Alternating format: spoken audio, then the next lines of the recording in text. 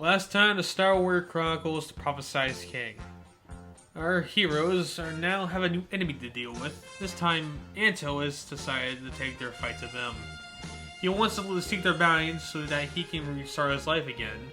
However, during the fights, they manage to beat Anto rather convincingly. In his attempt to try to figure out a way to defeat those Star Wars, he goes out with Team Magnet to try to find material that can help him. He ends up helping them try to take down 10 to get the Shift Stones, however were unsuccessful in trying to stop him. Yet it wasn't a complete unsuccess, as they did manage to get a Shift Stone from him. So the Anto claimed the Shift Stone watch, and managed to take over Team Magnet's base rather convincingly. Now with the Shift Stone's power, he decides to take his new form to making the Legion of Anti, this starting the new trial of the King. Episode 15, Legion of Anti. Our heroes were back at it with their training. Sora decided to train her powers along with Mikey as Cody was trying out some of the new things on his suit. Francisco was playing out his rocket ship as he had the news running in the background. It's another normal day in Scottsdale, Arizona. But you can all brace yourself for another year as New Year's is happening this Thursday. Yet there are suspicious activity happening from Anto Friend as a former businessman has been quiet in the past couple weeks. Speaking of Anto, is what you said about him true, Cody? Cody took a second to take a break by them. It's what the lighting guy mentioned, though I don't know much about these trials to say what will really happen. The two kids took their breaks as well. Even if the trials are beat the guys every time, we beat Anto before. I know, but part of me still feels bad for him. I really think we should have told him instead of instantly getting him in trouble. The others thought about it themselves as well. I suppose we should have given him a second chance. Being abandoned by people you used to call friends isn't a great feeling to have. Hey, it makes you feel better. I'll take the blame for it. It was my idea to tell the police in the first place. However, it might be too late for him seeing how he doesn't want to talk about it. We should at least give him the chance. The others nodded as they went back to their routine. Now we cut back to Anto and his robot back at their base with both of them staying ahead of 4 containers with interest. Perfect. The data has almost been fully replicated. Revenge will be mine soon. As expected, but forgive me as I must say this, they mopped the floor with you last time. But if any good scientist will tell you, you must learn from your mistakes. With my 4 soldiers along with the new shift watch, I can easily turn the tables to my favor. Now, let's start thinking about what we would do with that reward money. He heads over and sits by a nearby desk. Of course, I would like to restart my business and restart my life. But what would we do after it? We could start another business of ours. I was thinking if we are hunting this bounty, we could become bounty hunters. Anto thinks with intrigue. Perhaps even greater than the likes of those magnet idiots. Hell, with my watches we could even, who's the greatest bounty hunter again? That would be the man called Carlos Pyrite, sir. Yes, even the likes of him. That is a great idea, my robotic partner. One does need a little action in their life. He walks away from their chair. Also, who's to say we won't expand this legion of ours? These 4 are nice and all, but we could really use the extra hands. The sky's the limit with this legion. He begins to laugh as it echoes to the base. Back with the group, they take a rest to watch TV. Except for Mikey, who was talking to his mother in the other room. You've come a long way since when we first started this. She remained well in her cell as Mikey sat right beside her. Thanks, couldn't have done without your guidance. The two looked at each other happily as they laid there. Tell me, what was Dad really like? She looked at him weirdly. What do you mean? Mikey thought for a moment to help clarify his question. The thing is, every time I do these training sessions, I can't help but recall back to when I first met that Dragonel guy and how he acted. More than I recall is that he did mention him in the past. I see. He wasn't cruel or selfish, if that's what you're asking. Can you tell me?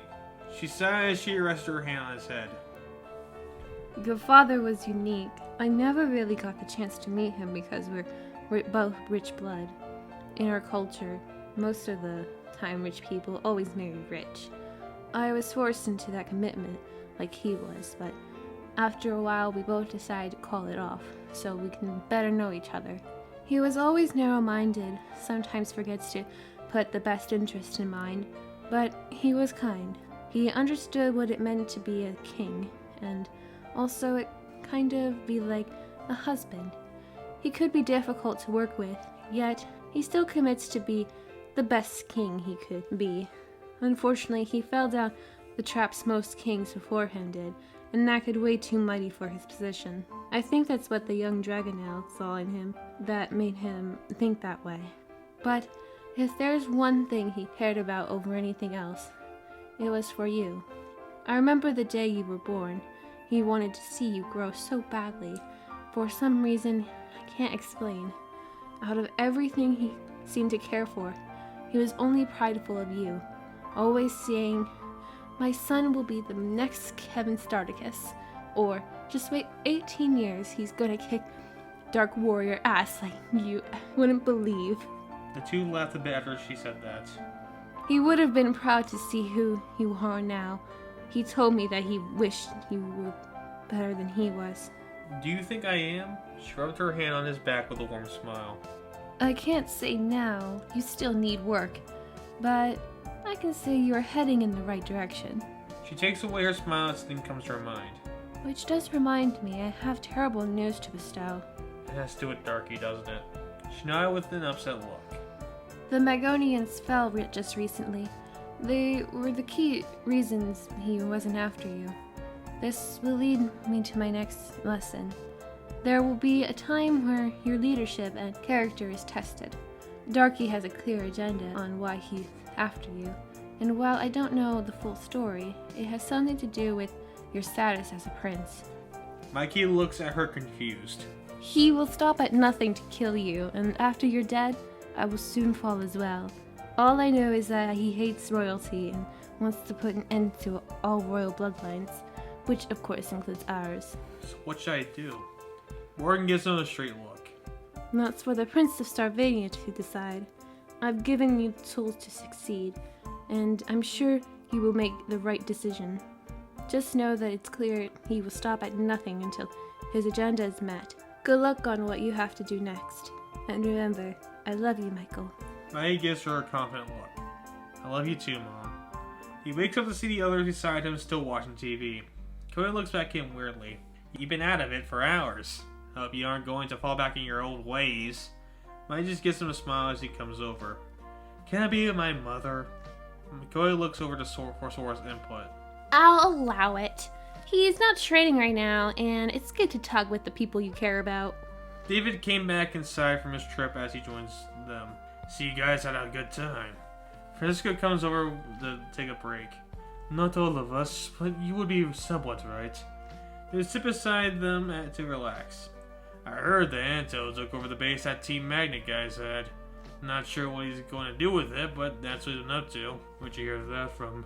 Coming back from visiting the crew for the holidays, I saw those idiots babbling about it from the outskirts of town. Fortunately for us, they're more focused on getting that base back than trying to attack us, so we can relax for now. Good to hear, especially since Layton announced that the second trial has started. And with that confirmation, I can get back to the hearing thing after a good 2 months of training. David laughed a bit after hearing that. I wouldn't get too ahead of yourself just yet. You still got a ways to go. He didn't notice Mikey looking at his sword. A lot of us do. But we all did make a lot of progress. They all nodded confidently as they watched the show on TV. They didn't see the signal get messed up with the loud static. Dale went over to see what was wrong with it while groaning. I thought you said you had a perfect antenna, Anaheim. Francisco looks at him weirdly. It is perfect. I'm not sure what you're talking about. They then heard a voice come through the static as the screen became focused. Dave backs up to see what's really going on. The screen eventually showed Anto's figure on top of the magnet building with a weird antenna behind him that was glowing blue. People of Scottsdale, I believe now you can hear me. We interrupt your daily program to give you an important message. I, Anto Fran, as many know me by, have made a giant death laser that you can see right behind me. This puppy can blow up an entire city with just one blast, and you can probably guess where it's aiming. The reason I'm transmitting this is to make a warning to 5 specific individuals. There's no need to call them out, they know who they are. You have 24 hours to meet me on the top of the large building to come face me and end this gig. If you do actually care for others, as you say, there will be no problems here. However, you also have the choice to run and hide. Makes sense for you 5. You don't know these people. Why should you care? I guess we can now see you guys for who you really are. The choice is yours. The program ended with the 5 looking at it weirdly. Did he lose his mind? Noise soon came from the outside. Everyone except Cody came out to look and see what's happening. Families got into their cars to leave. I guess we weren't the only ones that got that message. This is bad. What do we do? Follow suit. Pack your bags in. He stopped as he felt Mikey grab his arm. No, we take the fight to him. We won't let him antagonize people like that. So we're not confident as well. I agree, but we need to make sure we talk to him first, this time, before we act. David turns his back with his own confident grin. I had a feeling you would say that. Good, you made the right decision. But how are we going to calm these guys down? They didn't hear the winds of a man come above them. The Eagle Man stood on top of the building with a prideful pose. Everyone remain calm. His command had everyone look up at the hero. Have you forgotten what I told you when I first arrived in this city? As long as I'm still living, no harm will fall upon anyone. Get everyone here, and I do mean everyone, and lead them to safety. Don't let this clone idiot install fear into us. Everyone took a second to understand his words, and they wanted to do just that. Times like this, it's best to use your people have a hero to rescue. Eagle Man then jumps down to their level. Okay, that should take care of them. Time to do our part. They nodded and went along with them towards the towering building. On top of it had Anto, who stared down the people working together to help others. They actually fell for my bluff. Anti-10 comes over with a cookie on his plate. Anto takes one and eats it. As expected, I also sense that the 4 are coming this direction. Everything is going according to plan. Good. It's only a matter of time until... He didn't look up to see a weird airship fly towards him. It was shaped like a carrier, only was flying and had the magnet symbol on it. From it came a speaker, for it was Pearson on the line. You think you're so tough for knocking us out, but guess what? We have ways to deal with your kind. Anto gives an intrigued look as they fly closer. Is this another thing you wasted money on? Don't be ridiculous. How do you think I arrived on Earth after I was exiled? I had this packed away in case of special occasions. I would rather show you this than my ability. So, what are you going to do now? Anto chuckled as he hatched an idea. You don't threaten me, metalhead. In case you didn't hear me, I have a death laser behind me that could easily destroy your UFO, or whatever you call it, into pieces. Do you really want to test me? At least I only stole this base. Destroying other ones is the worst fate, if you ask me. Pearson laughed himself. Go ahead. I know that's a fake. Oh, really? The blue light glowed brighter as something was charging up. It blinded Pearson as he was trying to look back at him. Darted right over as he covered his eyes with the message. Maybe we should back away until we figure out what to do with that laser. I heard that the group is going after him as well. Good idea. Let them do all the dirty work as we wait from the sidelines. He then put back up his megaphone. Very well. How about we put a bet up instead? The light went away as Anto looked intrigued. A wager, you say? I'm listening. I heard you'll be fighting the Star Warriors. How about if you lose, we get our base back? And if, I mean when I win. You can have the metal carrier. Anto laughed as you heard that. You got a deal, you dumbass. You have no idea what you're getting into. Oh, I have the utmost confidence that you will lose to them. But we'll pull back for now. You better hold your end of the bargain. It flew away as Anto spoke devilishly. I might have to keep this antenna for future deals. He looks down to see our 4 heroes rush over towards the building. A thought for later. It's showtime. The 4 heroes stand at the entrance, getting themselves prepared. Overcompensating for something, is he? Why, now the base he nabbed. How am I supposed to reach him in time? They didn't hear a door open to see Anto at the entrance. He's been expecting you. Come on in. Well, there's our answer. Anti-10 leads them into the building to one of the elevators. He presses a button to take them to the highest floor, being the roof. Why is he blowing up the town? The robot didn't respond. Did he really lose his mind? Silence yet again. Cody knocks on his arm with annoyance. Are you gonna speak or stand there like an idiot? All of your questions will be answered in a short time. I would refrain from hitting me. The elevator finally stops as they reach the top of the building. There I saw the town along with 4 blue capsules, and Anto was sitting on one of them. Greetings. I hope you enjoyed my program. Of course you don't. Everything I do for you makes you hate me more.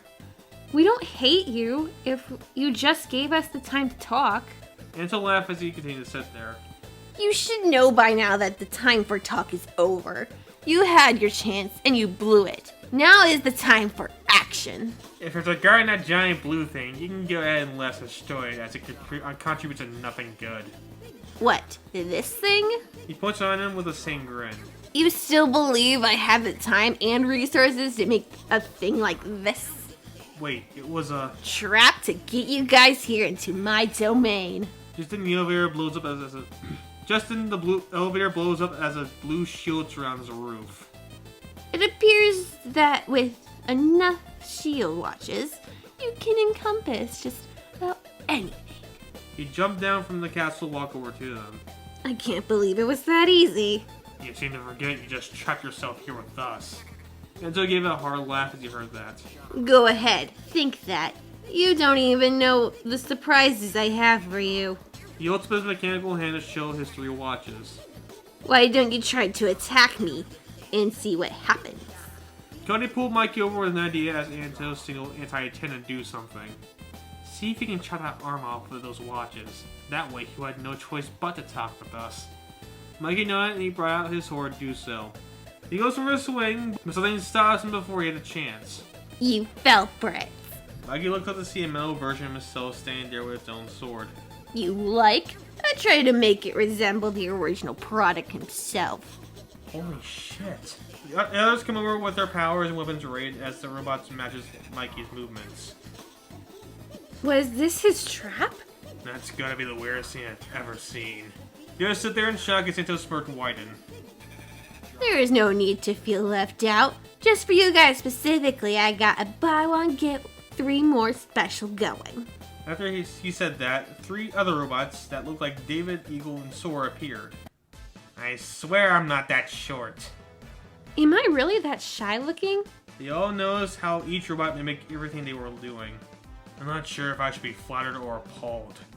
Anto laughed once more. Maybe you could figure that out during this fight. But for now, behold the mighty power of my Legion of Anti. Unfortunately, I don't have real people to do this, so robots are the best I can do. Mikey snapped out of it as he went for an attack. Him and his counter self blocked each other. They kept going at it as they accomplished nothing during their fight. David followed suit by launching one of his arrows, but his counter blocks with each arrow. Damn, it's even as accurate as I am as well. Cody and Sora try to get around theirs, but they just do what the others did and block each other as well. Anto laughed as they try to get it hidden. Oh, this is just too funny to watch.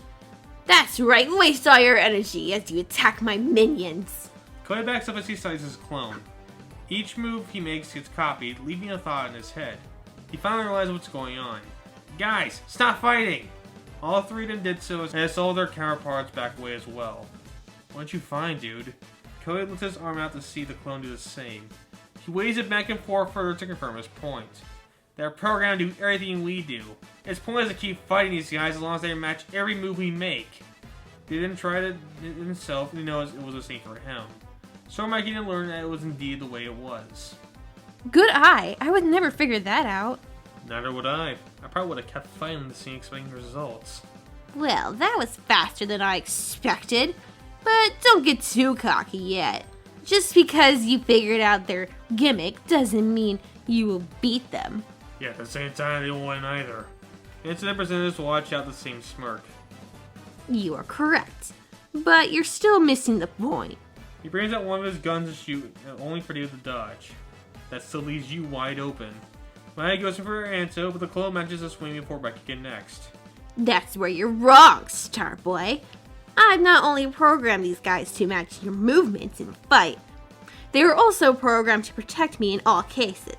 You can't hit me. Becky seemed annoyed, and he swung his sword towards the robot. He swung it so hard that it broke the clone's blade. That's right, you can mimic our moves, but you can't mimic our strength. With the robot disarmed, Mike was able to destroy his clone with his sword beam. This time, he seemed less exhausted after performing it. He then points his sword at Anto. I'm getting tired of these games, Anto. Either you talk with us or I disarm you. It's your move. Anto seemed shocked at first, but he appeared annoyed as well. He brings out another gun as he says something. And just like that, we got the royal pain in my ass. Maya goes for the hand, but time slows down for Anto. Oh well, it's a good thing I got this sweet shift watch for me to use. It's like I said earlier, you can't hit me. He then blasts his gun towards Maggie, sending him flying back as he lets go of the sword. Anto slowly walks over to him with another laugh as the others struggle to get around their robots. We need to help him, but what did he even do? We'll figure it out later. Dave uses his flame sword to melt his clone. Let's take care of these guys first. Sword on as she tries to think around her clone. After looking at the antenna around her, she gives a confident smile. Hey David, you said the same base element abilities can't affect each other, right? Of course, that's how it's always been. Sword had aimed her light beam around the clone as the clone did the same. Her line bounces off the antenna back towards the clone as the clone does the same. This time, however, Sword absorbs the light as the clone loses balance after getting a good hit.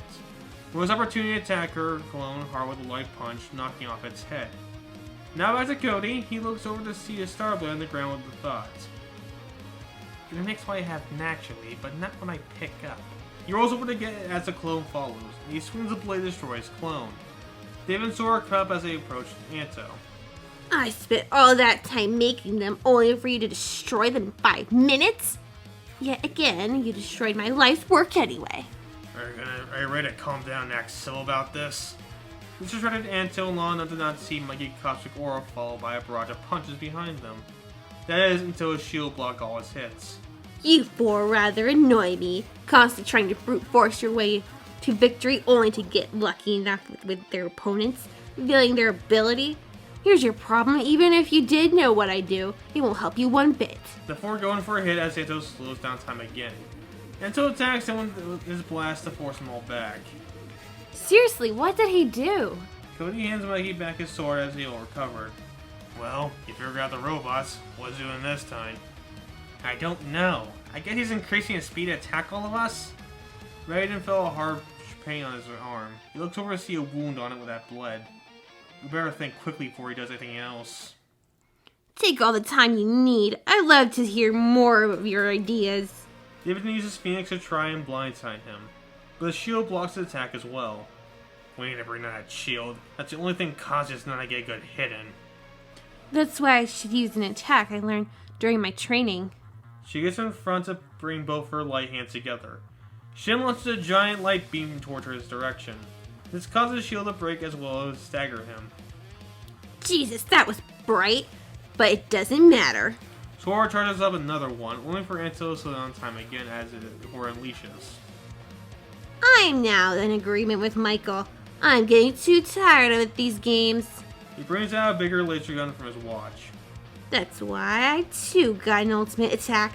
Let's see you survive this one. It blasts out to hit Sora hard as the time restores. She gets sent flying back and almost knocks her out in pain. Maya rushes over to check on her. Sora, please, no. She coughs as she regains consciousness. Don't worry, I'm fine. David and Cody look back as well. That was too fast, even for that blasted charge up. Cody takes it over, looking at the injured Sora and Mikey. He then goes over as he wipes Mikey's wound. Dude, no, it's not the time to live out your kink. That's all I'm doing, you imbecile. He then goes over to attack Anto with some of Mikey's blood. He wipes the wet blood on him during the attack as well as punching him in the gut. Anto forces him back with disgust. That has got to be the grossest thing anyone has ever done to me. What is your damage? I don't know. What's yours? Anto activates the watch. You people truly disgust me. All the more reason to kill you here and now. He punches Cody hard as time came back. Cody gets up slowly as David helps him. Nice going, genius. What did that accomplish? Cody then points towards where he brushes some of the blood on Anto. Take a look, you'll see what I mean. He looks over to see a blood trail that led to where Cody was at beforehand. Where did all that blood come from? If he was truly increasing his speed, that blood should not be there as it doesn't have enough time to fall. With one more thought, he figured it out. That's it, he's not increasing his speed. He's decreasing everything else. He's slowing down time around him. How? Cody points over to the third watch at Anto's wrist. That's how. Using whatever material he has in that watch to do so. Whatever touches that watch is not affected by the slowing of time. Mikey and Sora overhears as they both get up. Congrats, you figured it out. What do you want? A trophy for it? That will not help you out whatsoever in this fight. If anything, all it does is help you confirm how you'll die. He slows down time once more to blast each and every single one of them. So, smartasses, what are you going to do now? Honestly, you should have ran away when I gave you the chance. The four get up again in a lot of pain. Now that I remember, Ten didn't mention he got attacked as he was bringing back that shift stones. And I suppose it was you who did that. Doesn't matter now. What's our next move? Anto looks down to see the shield was all still charging, and he looks back at them rather annoyed. Not enough time. The shield needs more power for future reference. Meaning, I need to end this now. He was so focused on thought that I didn't even notice Mikey and Sora's gonna be missing. Cody, I got a plan. No, you don't. He shows on time with a serious look. Too late. You might have realized my strategy, but you don't know that it takes 5 seconds to recharge. You're done for. He then fell a tip around him as he stares down at David and Cody. What is it? He sees Mikey and Sora also become a part of the slow down time as well. Remind me, Sora, Cody did mention that anything that latch onto that watch doesn't get affected by the slowdown. I think that's what he said. And Anto seems shocked as time was restored. With this revelation, Cody and David get a confident smirk. Shook him out of his boots. Cody uses his smoke bombs to blind Anto's vision. With that little advantage, Sora and Mikey discuss. Ready to do the thing? Better do it now than later. Mikey quickly went to the opposite side of the fog with Sora launching her light towards it. Some of the light hits Anto hard as the other bits reflect on Mikey's sword. Hitting him on both sides with one fire arrow charged with Phoenix's fire from David, an explosion took place inside the antenna, destroying it in the process. Anto then laid there in pain as the fight came to an end. Had to make sure we didn't do too much damage to him. Mikey walks over to check on him. Let's see if he's willing to talk now. Cody notices that the shockwave of the attack turned off the barrier. Regardless, we passed the second trial. Anto was looking up to see Mikey hold out his hand with the warmth. It appears you lost. Want to do things our way now? Anto fell back into the ground in disappointment. Even with my legion and the watch, it was all for nothing. He throws his fist on the ground in anger as tears form from his eyes. Damn it! Why am I always doomed to fail? Mikey held back as he saw the defeated man. The others concernedly came over as well. No matter how hard I try, no matter what I do, the same result happens. I've improved greatly since last time we did this. With another thought, Mikey gives him back a warm smile. It doesn't have to be that way. Besides, you aren't the only one who failed. Anto wipes away his tears from confusion. Look at us. We honestly failed you. We were supposed to be your trusted friends, but instead we turned our backs away as you were rising to success. We honestly didn't want any of this to happen, and we only had ourselves to blame. We're truly sorry for what we did, and we understand your anger. I'm sure with enough time we can make amends. That's all we wanted to do, so please believe us. Anto ignores the hand as he gets up back with a serious stance. You still don't get it. You never understood that those words mean nothing to me.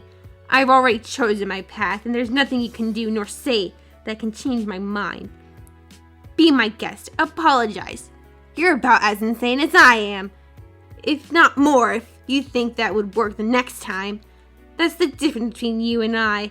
I learn from my mistakes. After hearing that and letting it sink in, he starts to give out another laugh. That's it. That's why I'm not always doomed to fail. I learn and you don't.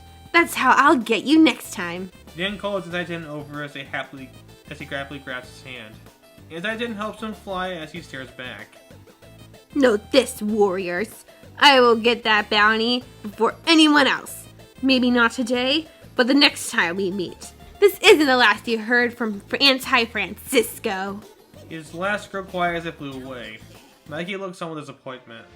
I don't get it. Why won't he learn? David comes over after he puts his hand on Mikey's shoulder. Cody and Sora came over as well as they look at disappointment. I understand that he's been a friend to you guys, but you need to give it a rest. There are just some battles you can't win. I'm not saying that people can't be saved, but he doesn't want to be. You can't change his mind, but that's just how life goes. Mike looks back at him with acceptance. Besides, that doesn't change how you live. Yara's not understanding as well. Yeah, and I'm sure one day he'll come to his senses. It's just not going to be from us. Until then, we just don't pull a trigger. He can go on and attack us for all he wants, for all I care. Mikey didn't notice the yellow light spawn on one of the circles in the star blade. It looks like Conflict holds up in triumph. You're right. And with that in mind, we can continue to grow as we always do. He then goes over the ledge with a clear mind. He looks around the ground as the sun pierces through the clouds. Meanwhile, Terry was resting beside the lake at the faraway meadows.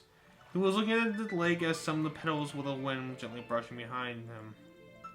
It would appear a great deal of accomplishments have happened today, though it isn't from me. He looks at the lake in further disbelief. He then looks up to see Anto and Anti-10 fly by. There's that Anto character Dorky was talking about. What is he doing here? He sees him go behind a mountain as Anto finds his own lake. What are we doing here, sir? Anto looks at the lake with confidence. This place is called Doce Lo Momention, or Lake of Recovery in Starvanian. This will be the sanctum that will help me recover from my battle to gain a better understanding of my task.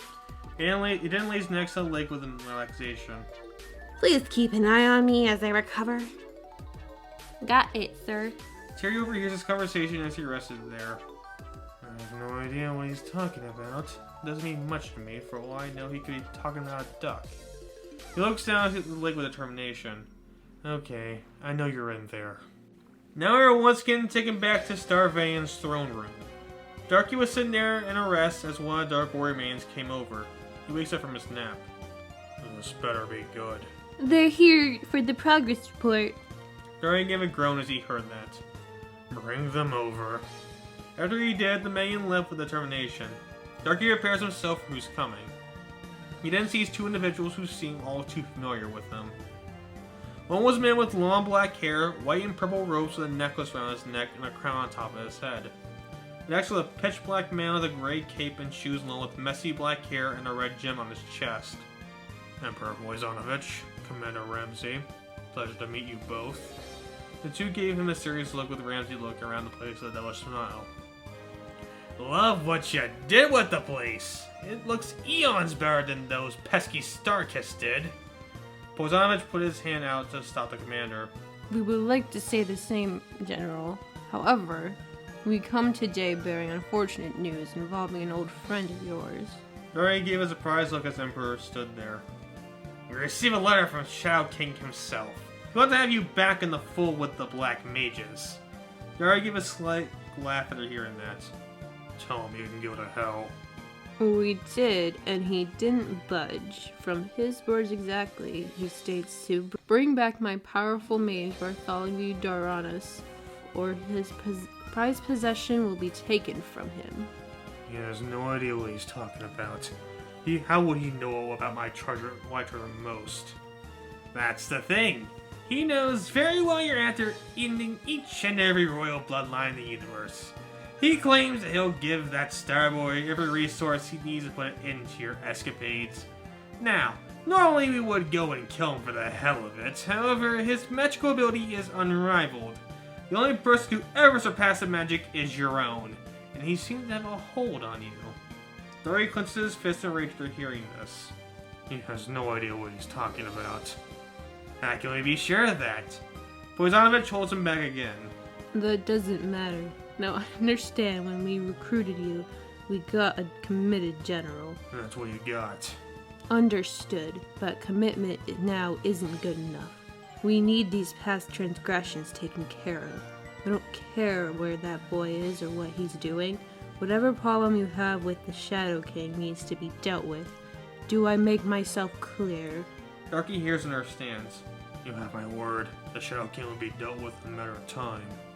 The two members see them leave. Good, that better be the case. We'll leave for now, but when we come back, we should not be hearing from him again. We look forward to seeing you again, Darky. As always, keep the place going strong. They fully leave as Darky watches in anger. Damn you, Norman. Why must you always be a pain in my back? You're playing with fire when you're dealing with me. I understand I'm coming for you.